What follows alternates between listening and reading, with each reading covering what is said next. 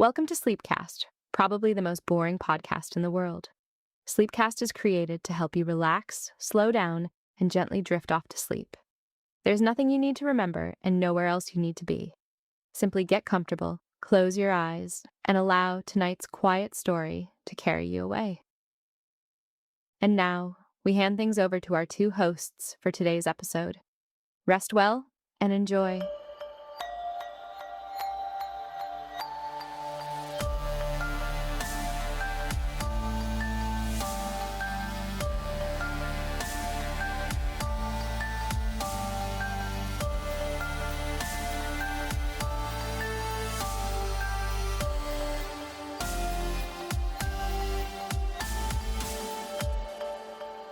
So every single day across the globe, humanity consumes an estimated 65 billion servings of all kinds of beverages. Right. I mean, that's water, tea, coffee, juice, you name it. Exactly. But here is the part of that statistic that is just wild to me. Out of those 65 billion servings, 2.2 billion of them every single day are beverages bearing trademarks owned by or licensed to one single company. That number is just insane to wrap your head around. It really is. So, welcome to today's deep dive into the source material. We're so glad you're here with us because today we are looking at the 140-year blueprint of a global takeover. We're looking at Coca-Cola. Yeah, and looking through this incredible stack of sources we have today, from, historical archives all the way to their 2026 financial filings, it becomes immediately clear that this is not just a story about a sugary carbonated drink. Not at all. It's actually a masterclass in global infrastructure, art history, and social psychology. Okay, let's unpack this. Because whether you're a marketer looking for a case study, or maybe you're just a history buff, or even just someone who occasionally enjoys a cold soda on a hot day, understanding this evolution really offers you a shortcut to understanding modern consumerism itself. Absolutely. Because 2.2 billion servings a day means that a massive percentage of the human race is interacting with this single brand supply chain at the exact same time. It didn't just exist alongside history, Yeah. It actively participated in it. Yeah, and to get to that level, you can't just wake up one day and serve 2 billion people. You have to start with a foundation, like a mythology. Right.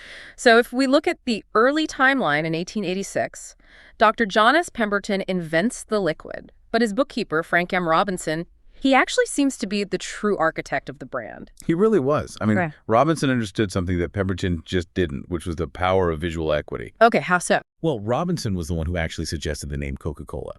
And his reasoning was purely aesthetic. It was marketing driven. He literally just believed that the two C's would look really good in advertising. That's amazing. Just a gut feeling about the letter C. Yeah. But he didn't start at the name. He wanted the product to have a recognizable, dramatic visual style. So he experimented with a form of penmanship that was very characteristic of that specific era. It was called Spencerian script. Which is fascinating because if you look at the 1880s, Spencerian script was basically the standard business handwriting in the United States. Right. It was taught in schools everywhere. Yeah. It communicated professionalism, trust, and standardized commerce before typewriters were on every desk. Precisely. So by adopting that specific script, Robinson was taking this brand new, totally unknown medicinal fountain drink and wrapping it in a visual language that implicitly signaled trust to a 19th century consumer. It's like formatting a modern startup's website to look exactly like a major bank. That's a great comparison. He wrote out the name in this flowing, elaborate handwriting, brought it to Pemberton, and they all just adopted it by unanimous consent. And what's so crazy to me is that, over a century later, that logo is fundamentally the exact same. It is. The sources outline this incredible timeline of the logo's evolution, but it's really a story of subtle refinement rather than some big reinvention. Yeah, between 1887 and the 1890s, they had the words trademark written right into the tail of the first C in Coca. Literally embedded in the swooping calligraphy. Right. Though there was a brief period, right around 1890 or 1891, where they tried a version that was a huge departure from Robinson's script. Oh, really? Yeah, it had these extra swirls and almost Gothic-looking embellishments. But they quickly realized they were diluting their brand, so they reverted. By 1893, trademark was right back in the tail of the sea. And then from 1903 all the way to 1931, it actually said trademark registered inside that same tail. Right. It wasn't until 1941 that the trademark language moved out of the script entirely and was just placed below the name. Which I imagine had a lot to do with changing printing technologies, right? Like needing the logo to be legible on giant billboards, but also tiny bottle caps. Absolutely. Oh. As advertising scaled globally, the printing requirements changed. And moving into the mid-20th century, you started seeing the introduction of different background framing to help that script pop in crowded stores. You'll a fishtail. Yes. Between 1958 and the 1960s, you have the Arsa form, which most people casually call the fishtail logo. It really mirrored the atomic age automotive design trends of the late 50s. And then in 1969, they bring in the Arden Square, featuring the dynamic ribbon device. Which is what we all just call the wave. The wave. It's almost as iconic as the script itself at this point. It really is. And the sources point out that in the 1980s, they modified that ribbon, integrating it right into the name. Right. There's this super nerdy trivia detail where the lower loop in the Coca-Cola is actually missing when the ribbon is present, just so the visual flow works. Oh, wow. I've never noticed that. Yeah, and it kept evolving subtly, like during the 2003 Coca-Cola Real campaign, and then shifting to a simpler, bolder, single white ribbon in 2007. But if we look at the mechanics of all that consistency, why does it matter so much? Well, throughout over a century of unprecedented global change, I mean, 2 world wars, the space age, the internet, that Spencerian's script provided this absolute anchor of familiarity. Right. Well, In a world that is constantly shifting, humans just crave reliable visual anchors. But, it wasn't just the visual logo they guarded carefully. It Right. was the formula itself. Oh, the famous secret formula. So Dr. Pemberton kept it a close secret. He allegedly never even wrote it down. Right. Then in 1892, Candler buys the rights. But then in 1919, Ernest Woodruff and his investors purchased the company from Candler's family. And this is where the story gets incredibly cinematic. It really does. It highlights this fundamental shift in how corporations view intellectual property. Woodruff needed to finance this massive purchase, right? Yeah. So he arranges a bank loan. And what does he use as collateral? The secret formula. Exactly. He asked Candler's son to actually write the recipe down on paper. And they took that piece of paper and locked it in a vault at the Guarantee Bank in New York.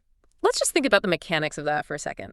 A major New York financial institution accepted a recipe as collateral for a multi-million-dollar loan in 1919. Yes. That means the bank's underwriters recognized that the sheer brand equity and the cash flows from that specific combination of ingredients were as tangible as real estate. It's incredible. And it sat in that New York vault until the loan was repaid in 1925. Once Woodruff got it back, he brought it to Atlanta and put it in the vault at Trust Company Bank, which later became SunTrust, and it literally sat there for 86 years. 86 years until they finally moved it to a custom exhibit at the World of Coca-Cola in Atlanta. Right. But hold on, here is where it gets really interesting to me. Part of me thinks this is essentially just a brilliant PR stunt. Well, by moving it to the World of Coca-Cola, they built this highly theatrical exhibit, right? The Vault of the Secret Formula. You can go there, use your smartphone to unlock myths, and play this full-body interactive game as a virtual tastemaker to protect the secret. Right. It's very gamified. Exactly. I mean, they don't actually need a massive physical vault to protect a recipe in 2026. Anyone with a highly sophisticated mass spectrometer could probably reverse engineer the flavor profile in a week. Oh, absolutely. So aren't they just building a shrine to their own mythology? The formula is essentially a corporate Excalibur. That is a highly accurate assessment. The company realized decades ago that the story of the secret is actually way more valuable than the secret itself. Yeah. We live in a highly digitized world where data is copied instantly. Right. Yet this single physical artifact, a piece of paper with a recipe on it, holds this disproportionate psychological weight. It transforms commodity into a legend. Precisely. The mystery creates a bond with the consumer.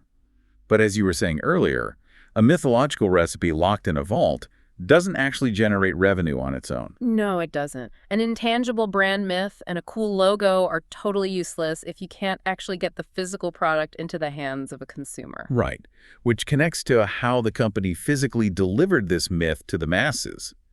The real genius wasn't just the liquid. It was the engineering required to get that exact same liquid to a consumer in New York and a consumer in Tokyo at the exact same temperature. Right. Moving from the abstract to the tangible. which brings us to the logistics and the evolution of the delivery mechanism. In the very early days, the company wasn't even bottling the drink. They were entirely dependent on soda fountains. They would manufacture the syrup, ship it in wooden barrels to local pharmacists, and then those pharmacists would mix it with carbonated water on the spot. Right. And in 1896, the president, Asa Candler, created this premium promotion. If a dealer bought more than 50 gallons of syrup a year, they got this beautiful porcelain syrup urn made by the Wheeling Pottery Company. But there is a fundamental flaw in using porcelain for a dark, acidic syrup, isn't there? Oh, totally. Porcelain, unless it's perfectly glazed and maintained, is porous. So over time, as it held the syrup, these beautiful white urns would literally absorb the coloring and turn brown. Oh, man. Yeah, it was a slightly flawed execution of hardware, but it was a brilliant early incentive program. It proved that the point of sale needed to be standardized. But relying on soda jerks to mix the perfect ratio of syrup to water, that's really risky for quality control. Very risky. You need bottling. But the early era of bottling was just chaotic. You had these Hutchinson bottles in the mid-1890s. Oh, wire stopper one. Yeah, they used a metal wire stopper with a rubber seal. And to open it, you had to physically punch down on the metal loop, which broke the seal and made a loud pop sound. Which is famously where the term soda pop actually comes from. It's a great historical detail. But those bottles were incredibly inefficient to clean and refill. Right. So large-scale bottling didn't really kick off until 1899.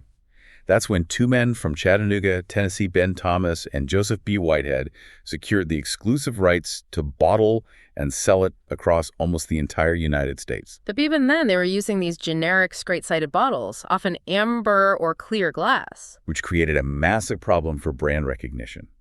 Because in the early 1900s, coolers at grocery stores or gas stations were essentially just giant tubs of freezing ice water. Right. You would have to reach your hand into the water, feeling around for a beverage. If Coca-Cola is in the exact same straight-sided bottle as some local root beer, the consumer might pull out the wrong product and just settle for it so they didn't have to freeze their hand again. So the hardware itself was actually causing lost sales. Exactly. That is fascinating. So to solve that, in 1915, Alexander Samuelson of the Root Glass Company files a patent for what we now know as the iconic contour bottle. And the specific design brief for that was brilliant. They wanted a bottle so distinct you could recognize it in the dark just by feeling it, or even if it was broken on the ground. It was a triumph of tactile engineering. It solved the ice water cooler problem perfectly, but having a great bottle isn't enough if you can't carry a bunch of them out of the store. Right. So in 1923, we see the invention of the six-pack carrier. The company patented it in 1924, and they described it in their filings as a home package with a handle of invitation. Which, if we look at the sociology of the 1923 six-pack carrier, it is profoundly important. Because before this simple cardboard carton, people generally only consumed soda on premise at a fountain or maybe bought a single bottle for the road. Exactly. The physical limitation of carrying glass bottles prevented bulk purchasing.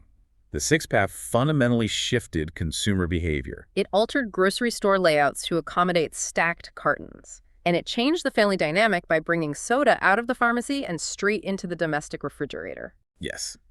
And it was designed to be reused by the customer up to 3 times, which was an early form of sustainable packaging, though driven entirely by pure economics. Sure. It took a while for the public to adopt the concept, but it completely revolutionized the beverage industry. Oh. And speaking of refrigerators, the equipment innovations on the retail side were equally staggering. Oh, yeah, because before standardization, retail bottlers used to literally cut syrup barrels in half and attach legs to make these makeshift ice coolers. Which looked incredibly unappealing. Right. So Robert Woodruff wanted complete standardization. In 1929, they introduced the Glasscock cooler, made in Muncie, Indiana. It sold to retailers for just $12. $12. And within 25 years, they had over 1 million of them in the marketplace. And they didn't stop at passive ice coolers. They realized the fountain experience also needed automation to eliminate human error. So at the 1933 Chicago World's Fair, they debuted the Dole Master dispenser. This was a massive leap forward. For decades, soda jerks manually mixed the syrup and the carbonated water, which led to wildly inconsistent drinks. The Dole Master was the first automatic fountain dispenser to chill the ingredients at the point of service and mix them perfectly just by pulling a single handle. They basically automated perfection. Yes, they did. And then, moving to the workplace, in 1938, they introduced the Mills 47 vending machine. And interestingly, the source material notes, this was the only machine ever made that vended the bottle's crown first. Meaning you grabbed it by the top cap rather than the body. Exactly. And as we move into the post-war era, industrial design becomes even more critical for these machines. In 1947, they bring in Raymond Loewy. Raymond Loewy, widely considered the founder of industrial design, he designed the Dole DLUXE dispenser. Right. He streamlined the look, gave it that highly modern post-war aesthetic. But critically, he improved the internal mechanics so it poured more servings per gallon, which significantly increased profit margins for the operators. The innovations just keep getting more specialized to fit into every possible human environment. Oh, absolutely. You had the Vendo 44 in 1956, this incredibly compact upright machine that could fit into tight corner stores. Right. Then you had the 1958 Picnic Cooler by Progress Refrigerator Company that held up to 32 bottles and even had a dry shelf for your sandwiches. It integrated the brand directly into family leisure time. And in 1960, Westinghouse introduced a machine that could handle multiple products, cans or bottles, at different prices, which was essential because the company was expanding its portfolio, introducing Sprite, Fanta, Tab. They even targeted specific office demographics. In 1988, they introduced the BreakMate, a tiny countertop machine designed specifically for small offices of 5 to 50 people. Making sure that even if you didn't have room for a massive vending machine, you could still have a cold Coke. But the most extreme example of this logistical obsession occurred in 1996. When they went to space. They went to space, aboard the Space Shuttle Endeavour. And this wasn't just, throwing a can in zero gravity. They built a highly engineered space dispenser for the 6 astronauts. It held 90 servings. This is a perfect moment to clarify a technical concept for our listeners. The difference between premix and postmix. Good idea. A premix system is basically what you have in a can or a bottle. The syrup and carbonated water are already mixed at the factory. A post-mix system is what you see at a fast food restaurant, where heavy boxes of syrup are shipped separately from the carbon dioxide, and they're mixed together at the exact moment you push the lever. And doing post-mix in zero gravity is incredibly difficult. Oh, yeah. Because carbonation behaves totally differently without gravity to separate the gas from the liquid. Right. So the astronauts would punch a code into a touchscreen computer, pressurize a special sealed bottle, pull a lever to dispense the chilled product perfectly mixed, and then disconnect it. And the machine even had a built-in computer that tracked the fluid intake of every astronaut for NASA's medical telemetry. Which brings us directly to the modern marvel of their delivery logistics, the 2008 Freestyle machine. Oh, the Freestyle. This machine utilizes precise advanced technology, injecting highly concentrated microdoses of ingredients from specialized cartridges. It mixes them with water and sweetener right on the spot, offering virtually limitless flavor combinations. And the design pedigree on the Freestyle is insane. They partnered with Pininfarina, the Italian firm that designs Ferraris and Maseratis for the exterior look. Yes. And for the internal engineering. They brought in Dean Kamen, the guy who invented the Segway, portable dialysis machines, and wheelchairs that can actually climb stairs. It really shows that this isn't just a beverage company. No. So what does this all mean? It seems like Coke realized they were actually in the logistics and hardware business, hiring Dean Kamen to work on a soda fountain. It's like hiring NASA to build your coffee maker. It reveals a core pattern. They didn't just innovate the drink, they relentlessly innovated the frictionless delivery of the beverage. They understood a fundamental rule of consumer behavior. Right. Availability and temperature at the point of service are just as critical as the flavor itself. If it's not ice cold and effortlessly available, the magic is just gone. Exactly. And the Freestyle machine wasn't just about giving you the ability to make, like, peach vanilla Sprite.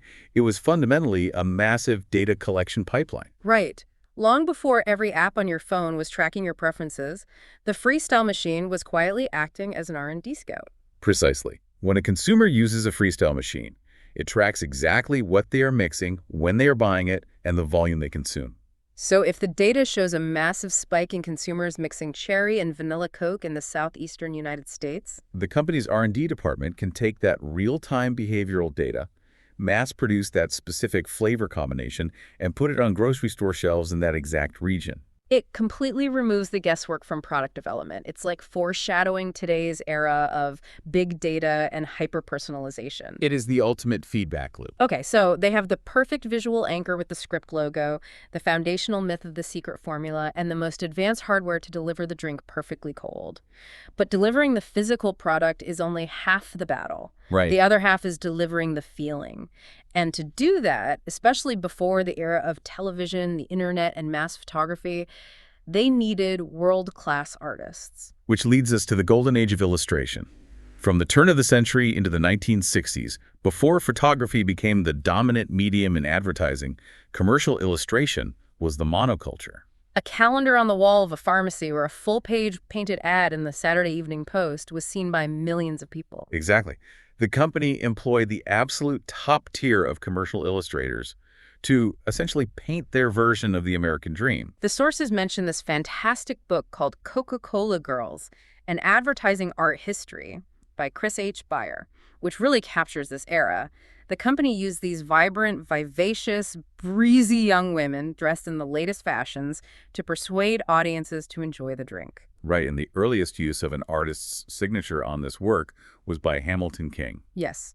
He painted these beautiful Coca-Cola girls for calendars and serving trays from 1910 to 1913. It associated the drink with youth, leisure, and high fashion. But perhaps the most culturally significant partnership began in the mid-1920s with an illustrator named Haddon Sundblom. Sundblom. Yes, he was trained at the Art Institute of Chicago and had a style characterized by bright, wholesome, healthy, happy people. His brushstrokes were incredibly warm and his use of light was masterful. And then in 1931, Sundblom takes on an assignment for a holiday campaign. He uses a retired salesman named Lou Prentice as a model. And later, when Prentice passed away, Sundblom just painted his own reflection in a mirror. Right. And he creates his painting of Santa Claus. And the psychological impact of this specific imagery cannot be overstated. Sundblom's Santa was plump, friendly, with twinkling eyes, and crucially, he was dressed in the brand's specific shades of red and white. He painted Santa for their holiday campaigns for over 30 years? Yes. Wait, I really want to make sure we grasp the magnitude of this. Are we saying that the image of Santa Claus that we all know today, the jolly, rotund guy in the red suit that is ubiquitous across the entire globe, was basically solidified by a beverage company trying to sell winter drinks? It is a striking realization. Now, while Coca-Cola certainly didn't invent Santa Claus, the mythology of St. Nicholas obviously predates the company by centuries, and political cartoonists like Thomas Nast had drawn versions of him earlier. Sundblom's relentless, decades-long advertising campaigns permanently fixed this specific visual image in the global consciousness. That's like finding out the Easter Bunny was designed by a chocolate cartel. It is a true testament to the psychological manipulation of commercial art. You have to remember the context here. Sundblom started this in 1931. During the absolute darkest days of the Great Depression. The country was in economic ruin. Exactly. These upbeat, cheerful, brightly colored images of a generous grandfatherly figure radiating warmth, they provided deeply comforting, upbeat icons for a struggling nation. It literally tied the emotional relief of the holidays directly to the consumption of their product. The company literally helped define the modern aesthetic of the American holidays. And Sundblom wasn't the only legend they hired. They brought in Norman Rockwell. Yes, between 1928 and 1935, Rockwell painted 6 illustrations for them. The most famous is his 1935 piece, Out Fishin', featuring a boy who looks like a quintessential Tom Sawyer sitting on a stump with his dog and a bottle of Coke. Rockwell was the master of American nostalgia, and by hiring him, the company was essentially purchasing that nostalgia and wrapping it around their bottle. It's brilliant. If we look closely at the data in the sources, the roster of artists is just wild. They hired N.C. Wyeth, the father of Andrew Wyeth, who did their 50th anniversary calendar in 1936, featuring a bearded sailor and a little girl, evoking this sense of generational continuity. They also had Gil Elsgren, who was a student of Sundblom, famous for his pinup girls, tapping into the wartime and post-war aesthetics. And Frederick Mizzen, who illustrated the first Coca-Cola billboard in 1925 and painted a famous ad of bears drinking Coke in Yellowstone. Which raises an important question when you look at the sheer cultural dominance of this imagery. Could a corporation today ever successfully invent or redefine a piece of global folklore the way Coca-Cola did with the red-suited Santa? In today's highly fragmented, algorithmic media landscape, I seriously doubt it. There is no monoculture anymore. Back then, everyone saw the same Saturday Evening Post cover. Right. Today, everyone's media feed is hyper-personalized. But back then, they had an almost monopolistic grip on American visual culture. They even carried this dedication to art much later during the 1996 Olympic Games in Atlanta, where they commissioned folk artists from 54 countries to create giant 12-foot-tall contour bottle sculptures out of indigenous materials. It shows a relentless dedication to tying the brand to the highest forms of popular visual culture. However, while the art defined the domestic American dream, the company's true test of global logistics and its deepest cultural integration came during a global nightmare. Right, because painting a beautiful picture is one thing. Building a supply chain in a war zone is quite another. Exactly. When World War II broke out, Coke was already being bottled in 44 countries on both sides of the conflict. But when the U.S. entered the war, the president of the company, Robert Woodruff, issued an incredible order in 1941. His directive was clear, audacious, and completely unprecedented in corporate history. He ordered the company to see that every man in uniform gets a bottle of Coca-Cola for 5 cents, wherever he is and whatever it costs the company. Whatever it costs the company. That is a staggering financial commitment.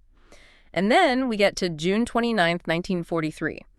An urgent cablegram arrives at the company from Allied headquarters in North Africa. From General Dwight D. Eisenhower. Yes. Eisenhower requested the immediate shipment of materials and equipment to build 10 complete bottling plants. Yeah.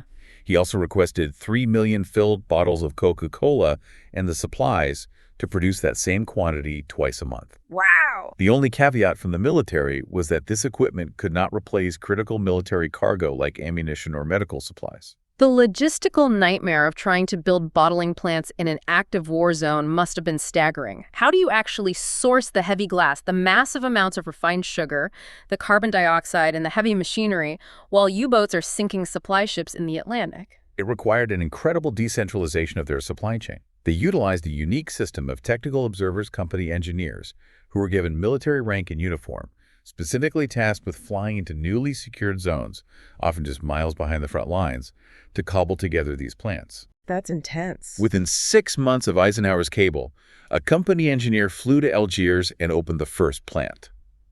Over the course of the war, 64 bottling plants were shipped abroad and set up as close to combat areas in Europe and the Pacific as possible. It's hard to fathom.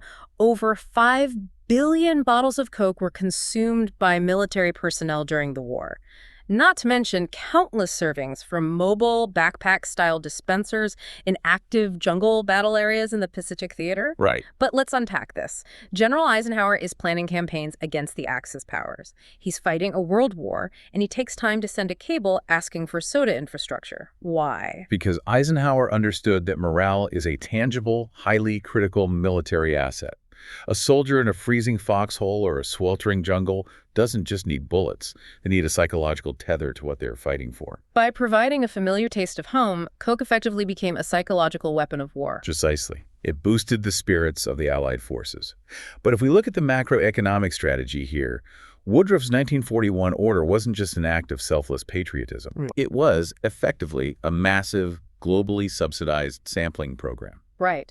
By ensuring every GI had a Coke, the company inextricably linked their product to concepts of home, morale, and ultimately, American victory. While simultaneously building a global post-war supply chain, the U.S. military essentially subsidized the construction of this massive physical infrastructure for the company. And in many of these foreign theaters, the local populations in France, in the Philippines, in North Africa, got their very first taste of the product because it was usually shared by a generous American soldier handing out a bottle to local kids. Exactly. They seeded local demand organically. So when the war ended and the military pulled out, the physical bottling infrastructure was already built, the machinery was in place, and the local consumer demand was established. It's wild to think about how giving local populations abroad their first taste of Coke through American GIs inadvertently laid the groundwork for modern American cultural imperialism and globalization. It absolutely did. From the mid-1940s to 1960, the number of countries with bottling operations nearly doubled. The brand emerged from the ashes of a world war, perfectly positioned as a global symbol of friendship, liberation, and refreshment. And as we see in their 2026 filings, that global footprint just never stopped expanding. But after unifying the world through a wartime logistics miracle, the brand faced an entirely new internal challenge. Yes. How do you unify people during the massive social fracturing and cultural upheaval of the 1960s and 70s? This brings us to a fascinating era of the company's history, their enduring legacy of inclusive advertising. Advertising acts as a mirror to society. But when society is in turmoil, when cities are burning, when protests are violent, how does a legacy brand reflect that reality without alienating its consumer base? Right, because the late 60s in America were incredibly tense. The Vietnam War is raging, the civil rights movement is facing violent opposition, the generation gap is widening. But then, in 1969, just a year after Dr. Martin Luther King Jr. was assassinated, and while the country is in the midst of the highly painful process of school integration, Coke released a print ad called Boys on the Bench. It was part of their broader Real Thing campaign, right? Yes. The ad depicted a fully integrated scene of African American and white kids sitting together on a park bench in New York, drinking Coca-Cola and laughing. It seems simple now, but at the time, that was quietly revolutionary. It presented racial integration not as a fraught political debate, but as a natural, joyful, everyday reality. And then we get to 1971, the legendary Hilltop commercial, the "I'd like to buy the world a Coke" jingle. The origin story of this ad is like something out of a Hollywood script. It really is. Bill Backer, the creative director for the McCann Erickson ad agency, is flying to London in January 1971 to meet his music director, Billy Davis, and some songwriters to come up with new radio jingles. But heavy fog forces his plane to land in Shannon, Ireland. The passengers are stranded at the airport, and many are furious. Tensions are high. But the next day, Backer observes a remarkable scene. These same irate passengers are sitting in the airport cafe, brought together by this shared frustration, laughing, sharing stories, and drinking bottles of Coca-Cola. Backer realizes that in that specific moment, a bottle of Coke isn't just a liquid refresher. It's a tiny bit of commonality, a social lubricant, a way of saying, let's sit down and keep each other company. So he eventually gets to London, pitches the idea to Billy Davis. He says, "I've got it. I'd like to buy the world a Coke." And I absolutely love what happens next because Davis challenges him. Yes, Davis, an African-American music director living during a time of immense social strife in the United States, replies with profound honesty. What did he say? He tells Backer that if he could do something for everyone in the world, buying them a sugary soda would absolutely not be it. He said, "I'd buy everyone a home first and share with them in peace and love." I love that Billy Davis pushback. It's such a brilliant pushback. He basically said, a soda doesn't solve world peace, Bill. Right. But Backer's genius was framing the drink not as a solution, but as a catalyst, a tiny bit of commonality. Backer said, "Let's write that about buying a home and peace and love, and I'll show you how Coke fits in." It is a vital psychological distinction. It's the difference between saying a cup of coffee solves your marriage problems versus saying a cup of coffee gets you both to sit at the table so you can actually talk. Exactly. Yeah. But while the concept was brilliant, the physical production of the commercial was a complete disaster. Oh, no. They tried to film on the cliffs of Dover with hundreds of British school children. 3 days of continuous torrential rain ruined the shoot. Yikes. So the crew moved the entire production to Rome, Italy. They had to cast new young people, teach them to lip-sync the song in a matter of days. They did a massive, expensive helicopter shot zooming out from the kids. And the next morning, they reviewed the dailies and realized the kids looked drenched and miserable because of more rain in Rome. The film was totally unusable, and the massive budget was completely gone. But they believed in the cultural power of this message so much that they went back and got a brand new budget approved. A staggering $250,000 for a single TV commercial in 1971. Which was an unheard of sum for a television spot at the time. They hired 500 young people from foreign embassies and schools in Rome to get that diverse global look. They found a British governess pushing a baby carriage for the opening lead shot, filmed close-ups at a local racetrack to control the environment, and finally got it done. And the cultural impact was seismic. When it aired, they received over 100,000 letters from the public. People were literally calling local radio stations, begging the DJs to play a television commercial over the airwaves. Billy Davis even wanted a popular folk group, the New Seekers, to record a pop version for the radio, but they didn't have time in their touring schedule. Right, so he got a group of studio singers, hastily named them the Hillside Singers, and released it. And it hit the charts. Then the New Seekers finally realized what a massive hit it was, made the time, recorded I'd Like to Teach the World to Sing, and it became a top 10 hit globally. And the company donated the first $80,000 in royalties directly to UNICEF.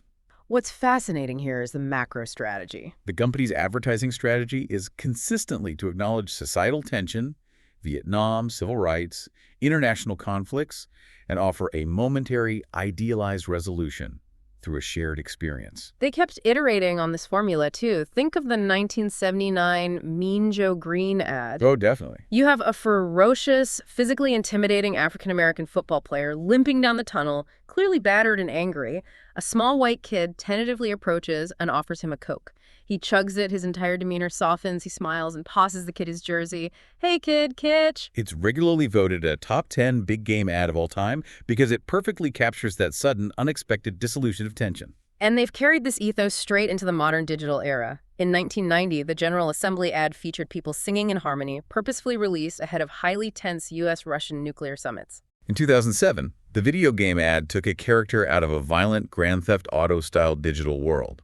But instead of causing mayhem, he drinks a Coke and goes around doing good deeds, returning a stolen purse, giving flowers to a street musician. But the one that really stands out technologically is the 2013 Small World machines. Yes. They put high-tech vending machines with life-size 3D touchscreens in Lahore, Pakistan, and New Delhi, India. Which are only 325 miles apart, Okay. but divided by decades of intense, violent political and religious tension. Exactly. The screens connected everyday strangers live, and they had to complete a collaborative task together, wave at each other, touch hands through the glass, collaboratively trace a peace sign on the screen to dispense a free Coke. Then in 2014, the America's Beautiful spot debuted during the big game, featuring snapshots of incredibly diverse American families, including the first same-sex couple in a big game ad with the song sung in 7 different languages. And in 2017, the Pool Boy ad, where a brother and sister both hilariously raced to give an ice-cold Coke to the handsome pool boy, only to be beaten by their mom. It was a lighthearted, subtle nod to modern diversity and sexual inclusion. Which makes you wonder. Yeah, let me ask you. Looking at the highly polarized landscape of today, are modern audiences simply too cynical for a Hilltop-style commercial today? Oh, that's a fair question. If a brand tried to sing about teaching the world to sing today, would they just be roasted on social media? Or does the viral emotional success of things like the Small World machines prove that deep down, beneath all the cynicism, we still desperately crave these engineered moments of connection? I strongly believe it's the latter. The medium of delivery changes, from a park bench in a print ad to a television screen in the 70s to an interactive 3D digital portal in 2013. But the fundamental human desire for optimism, peace, and commonality remains entirely constant. The advertising is merely reflecting that underlying societal need. That makes sense. However, while the messaging evolved seamlessly to be more inclusive, the product itself recently had to face a massive existential reckoning. It had to evolve to adapt to modern health sensibilities. Right. Which brings us to the modern era, the war on sugar. Indeed. For over a century, the core product remained fundamentally unchallenged. Sugar was energy. It was a treat. But as global health trends shifted dramatically in the 21st century, and consumers became highly educated and concerned about caloric intake, obesity, and diabetes, the company found its flagship product under severe scrutiny. So they had to maneuver defensively to protect their market share. Yes, so they launched Coca-Cola Zero in 2005. And it was a huge success, particularly aimed young men who didn't want the stigma of drinking Diet Coke, which had historically been marketed heavily towards women. Coke Zero had this edgy black packaging. But then, in 2017, they did something that seems completely counterintuitive. They decided to mess with a highly successful billion-dollar formula. They revamped it into Coca-Cola Zero Sugar. Which is wild. They optimized the recipe completely in-house. Stuart Cronish, a senior executive at the time, noted that while Coke Zero had millions of deeply loyal fans, their internal data and taste panels showed an opportunity to make it taste even closer to the original full-sugar Coca-Cola. They rigorously tested this new recipe with consumers for over a year before pulling the trigger. But, they took a massive risk messing with a successful formula again. We all remember what happened in 1985 when they tried to change the original formula. Sure. But looking at the mechanics of this, it really reminds me of software updates. Coke Zero in 2005 was essentially version 1.0. It was great for its time, but as artificial sweetener technology improved, they realized they needed version 2.0 to patch a specific bug. It doesn't taste exactly 100% like original Coke Bug. That is an excellent analogy. It was a hardware and software upgrade simultaneously. And along with the flavor patch, they completely overhauled the user interface, the packaging. They took the iconic red Coca-Cola disc, the visual anchor we discussed earlier, and placed it prominently against the familiar black background of Coke Zero, while boldly adding the text, "Zero sugar." And this wasn't just a random design choice made by an art director. The sources call this the one brand strategy. Yes. They pulled all the distinct variants, Diet, Zero, Life, Original, under a single unified trademark umbrella to increase the trial of low and no sugar options. This is a crucial strategic pivot that requires explanation. We are witnessing the shift from product-based marketing to portfolio-based marketing. Right. In the past, Diet Coke had its own distinct commercials, its own vibe, its own target audience. It was marketed almost as a totally separate beverage. The one brand strategy abandons that. It is a brilliant behavioral economics maneuver. I want to dig into the behavioral economics of that, because putting that giant red disc on the black can is essentially exploiting the psychological concept of the halo effect, isn't it? It absolutely is. It's a huge psychological trick. It says to the consumer, you aren't drinking a compromise, you are just drinking a Coke. By packaging it all under one brand, it legitimizes the diet option. Precisely. By making the zero sugar option look almost identical to the flagship product, they are leveraging a century of built-up visual equity. When your eye sees that specific shade of red in that Spencerian script, your brain literally preemptively triggers the expectation of the classic sugar flavor before the liquid even hits your tongue. Wow. They are implicitly assuring consumers that they are still getting the authentic Coca-Cola experience, just without the calories. They legitimize the diet option by wrapping it in the halo of the original brand. And it worked. The sources note that post-launch, volume sales grew by double digits globally, with massive accelerated growth in Europe and Latin America, where sugar taxes were becoming prevalent. And in the U.S., it rapidly became a top 10 sparkling brand on its own. And this portfolio strategy continues to dictate their entire corporate structure. If you look at the 2026 Form 10K filing provided in our sources, you don't see them breaking down the business by individual flavors anymore. No, you see this massive, highly segmented global operation, EMEA, Latin America, North America, Asia Pacific, bottling investments, all unified in driving these core portfolio brands across wildly varying regional consumer health trends. It perfectly illustrates how legacy brands survive. They must navigate the intense existential tension between preserving their historic core identity and adapting to a modern world that increasingly rejects their core foundational ingredient. Right. You iteratively evolve the physical liquid to meet health standards, but you rigorously, almost fanatically, maintain the visual brand identity. But here's the ultimate twist in this entire story. While the executives in Atlanta are busy frantically changing the liquid inside to survive the health trends of the future, there is an entire massive subculture of people who are absolutely obsessed with the empty glass vessels of the past. The collector's market. Let's look at the afterlife of the brand, the collector's market. The economics of nostalgia is a fascinating study in behavioral economics.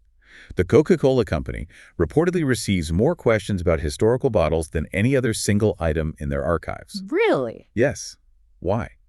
Precisely because these bottles are what ordinary people physically dig up in their backyards or find in the walls of old houses. Right. Someone is tilling their garden or renovating a 1920s farmhouse. They find a glass contour bottle covered in dirt, and they immediately think they can retire. They assume they've struck gold. And they are almost universally deeply disappointed. Oh, no. The standardized contour bottle, patented in 1915, was manufactured in the hundreds of millions across the globe. Because they were mass-produced and exceptionally durable, designed specifically to withstand the harsh conditions of automated bottling plants and rough transport, the basic law of supply and demand dictates their value. Right, supply is way too high. Exactly. A 1920s embossed contour bottle in perfect condition might only sell for $6 to $15 at an antique store. The only variations to the naked eye for decades were incredibly slight changes in the patent dates or trademark notices. So if the iconic contour bottle, the very symbol of the company, isn't the holy grail for collectors, what actually holds value? The value lies in the era before standardization, specifically the Hutchinson bottles. Ah, the pop bottles. Yes, These were the earliest bottles used from the mid-1890s to the early 1900s. Because they were deeply inefficient, they were only used regionally in places like Alabama, Georgia, Tennessee, and Mississippi, and for a very limited time before being phased out. Therefore, they are exceedingly rare. Extremely rare. A Hutchinson bottle featuring the early script logo can easily range from $2,500 to over $4,000 at auction. And then you have that weird transition period before the 1915 contour bottle took over, where bottlers were just using generic straight-sided bottles, and this is where the market gets really colorful. Yes. You have amber-colored bottles used primarily in the South and Midwest to protect the syrup from UV light, which are highly sought after and very valuable. You also have what collectors call flavor bottles. Yes, the flavor bottles are a great example of local ingenuity. Before the parent company developed its own official, standardized line of fruit drinks, local independent bottlers wanted to maximize their machinery and make their own local grape, strawberry, or orange sodas. But the parent company strictly dictated that they were absolutely not allowed to put these non-cola drinks in bottles bearing the Coca-Cola script. So these local bottlers designed and manufactured these highly unique, beautifully embossed flavor bottles specific to their own towns. And perhaps the most intriguing and culturally specific aspect of the collector's market is a phenomenon known as the distance game. The distance game. Yes. From the early days of bottling all the way until the early 1960s, the company mandated that the name of the specific town where the drink was bottled be embossed on the very bottom of the heavy glass contour bottle, which created a massive mid-century obsession.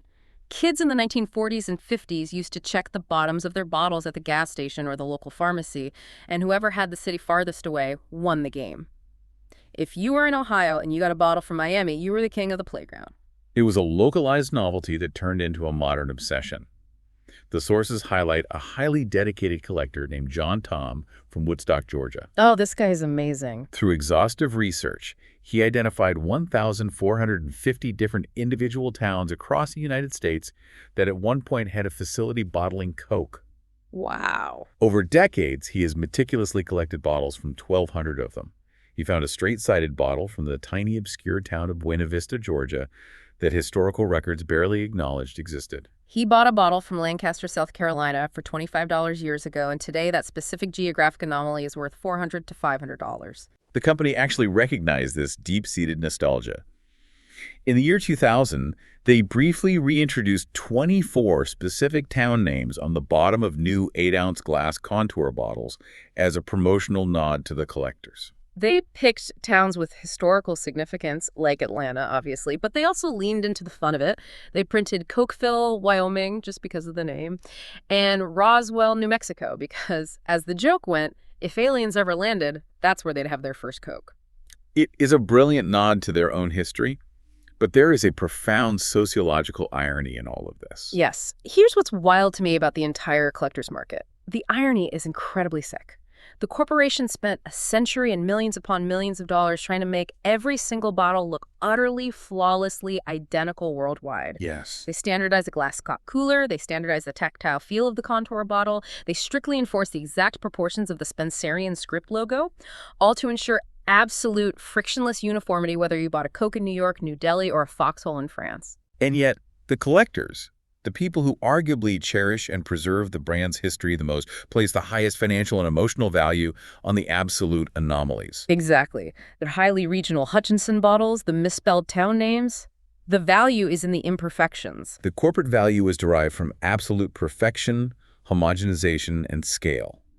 But the human collector's value is derived entirely from the imperfections, the failures, and the hyperlocal variations. It's so true. The value isn't in the glass itself. It's in the break from the corporate matrix. It's the physical connection to a highly specific, localized past before mass globalization completely homogenized the product and the world. Which naturally makes you wonder about the future of nostalgia. Yeah. What items from today's era of hyper-efficiency will become the $4,000 collectibles of the year 2100? Will it be a first-generation, highly mechanical, freestyle flavor cartridge that Dean came and worked on? Oh, that's a great thought. Or maybe an original, unopened 2005 Coke Zero can with the specific silver and black design before the one-brand pivot? Oh, absolutely. Some kid in 2100 is going to be cleaning out their great-grandparents' attic, Find an old 2017 Zero Sugar can with the red disc on the black background and take it to the Digital Antiques Roadshow in the metaverse, hoping it pays for their hover car. Undoubtedly, human nature's desire to own a tangible piece of the past doesn't change, even as the products themselves evolve. Okay, well, let's pull all these threads together because this has been an incredible journey. Today, we have unpacked 140 years of a brand that essentially acts as the blueprint for modern global commerce. We certainly have. We started in 1886 with a handwritten recipe, guarded so fiercely it was used as tangible collateral for a massive bank loan, and locked in a New York vault, creating a modern corporate myth. We saw how the company relentlessly innovated not just the flavor, but the physical hardware of delivery. From porous porcelain urns to the tactile genius of the 1915 contour bottle. From the sociological impact of the 1923 six-pack carrier shifting consumption to the home, all the way to the post-mix space dispenser on the Shuttle Endeavour and the data harvesting capabilities of the modern freestyle machine. They proved that frictionless access is just as important as the product itself. Yes. We explored how they employed the absolute greatest commercial artists of a generation, legends like Haddon Sundblom and Norman Rockwell, to literally paint a comforting, idealized vision of American holidays and life, fundamentally shaping modern global folklore with a red-suited Santa Claus during the depths of the Great Depression. We watched them build a staggering, permanent global supply chain on the back of World War II troop morale, brilliantly subsidized by a mandate that every soldier gets a 5-cent bottle, inadvertently laying the tracks for global cultural dominance. We analyzed how their advertising acted as a cultural thermostat. When the racial and political tensions of the 60s and 70s threatened to boil over, they didn't take a side. They offered a catalyst for connection with a message of harmony on a hilltop in Italy, or a digital 3D portal between India and Pakistan. And we traced their modern strategic pivots, observing how they navigate the intense modern war on sugar, utilizing the behavioral economics of the one-brand portfolio approach, exploiting the halo effect to maintain their market dominance. All while their physical legacy lives on in the hands of collectors digging up century-old, hyper-local glass bottles in their backyards. It is a massive, sprawling story.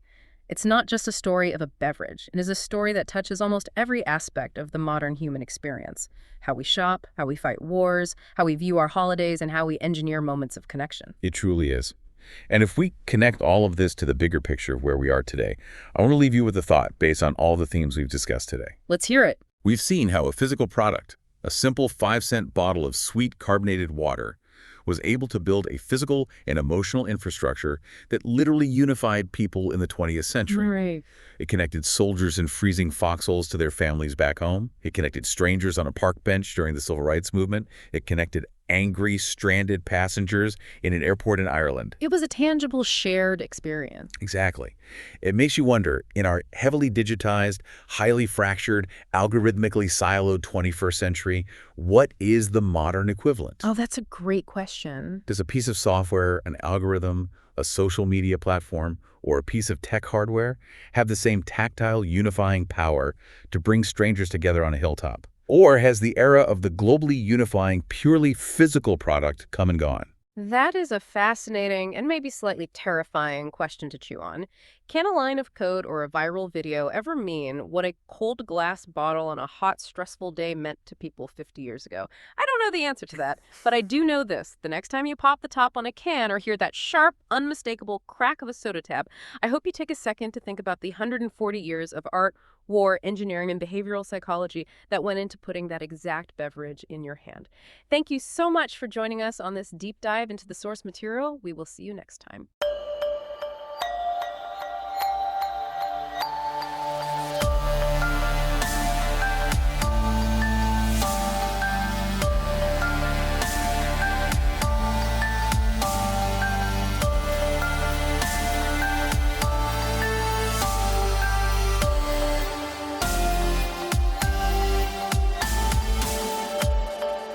And that brings another quiet episode of Sleepcast to an end.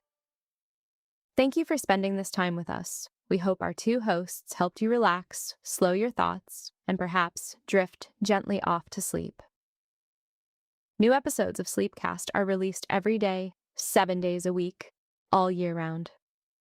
Follow Sleepcast on the podcast app you are using now, so new episodes are added automatically, and you can be notified whenever another wonderfully boring story is released. Until next time, sleep peacefully and good night. Sleepcast, probably the most boring podcast in the world.